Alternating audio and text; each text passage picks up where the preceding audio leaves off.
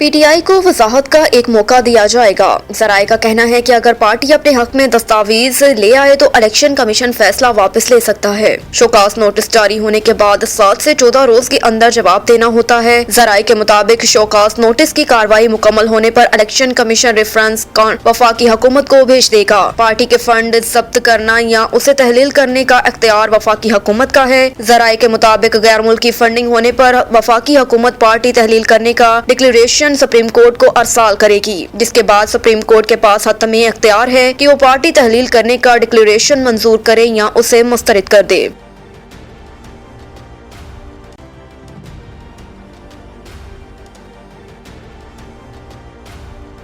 PTI का election commission का फैसला अदालत में चैलेंज करने का ऐलान। पीटीआई रहनुमा असद उमर कहते हैं कि 2 से 3 दिन में इलेक्शन कमीशन के फैसले के खिलाफ इस्लामाबाद हाई कोर्ट में दरख्वास्त दायर करेंगे। उनका कहना था कि इलेक्शन कमीशन के फैसले के खिलाफ इस्लामाबाद हाई कोर्ट में 2 पिटीशन दायर की जाएंगी। असद उमर के मुताबिक इस्लामाबाद हाई कोर्ट में दायर की जाने वाली दरख्वास्तों में एक तौहीन अदालत की दरख्वास्त होगी। तौहीन अदालत की दरख्वास्त इलेक्शन कमीशन की सुप्रीम कोर्ट के फैसले की खिलाफ वर्जी पर होगी, जबकि दूसरी दरख्वास्त इलेक्शन कमीशन के फैसले के कानूनी गलतियों के खिलाफ होगी।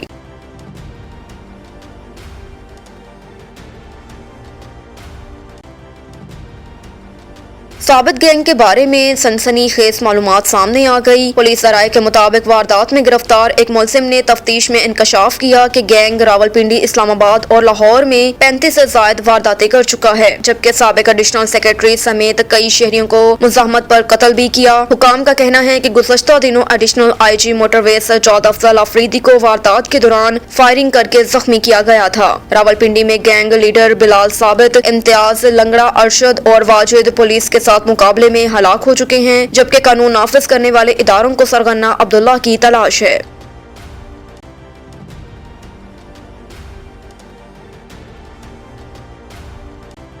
और इधर हेलीकॉप्टर हादसे में शहीद अफसरान की नमाज जनाजा अदा कर दी गई। नमाज जनाजा के बाद शहदा की मैयतें आबाई इलाकों को रवाना कर दी गई। हेलीकॉप्टर हादसे में शहीद होने वाले DG coast guard major general Amjad Hanif का ताल्लुक रावाल कोट आजाद कश्मीर से था। मेजर जनरल अमजद हनीफ ने 1994 में आजाद कश्मीर रेजिमेंट में कमीशन हासिल किया। शहीद ने सोगवार में बेवा एक बेटे और 2 बेटियों को छोड़ा। शहीद कमांडर इंजीनियर 12 कवर ब्रिगेडियर मोहम्मद खालिद का ताल्लुक फैसलाबाद से था। ब्रिगेडियर मोहम्मद खालिद ने 1994 में 20 इंजीनियर बटालियन में कमीशन हासिल की। शहीद ने बेवा 3 बेटियों और 3 बेटों को सोगवार छोड़ा है।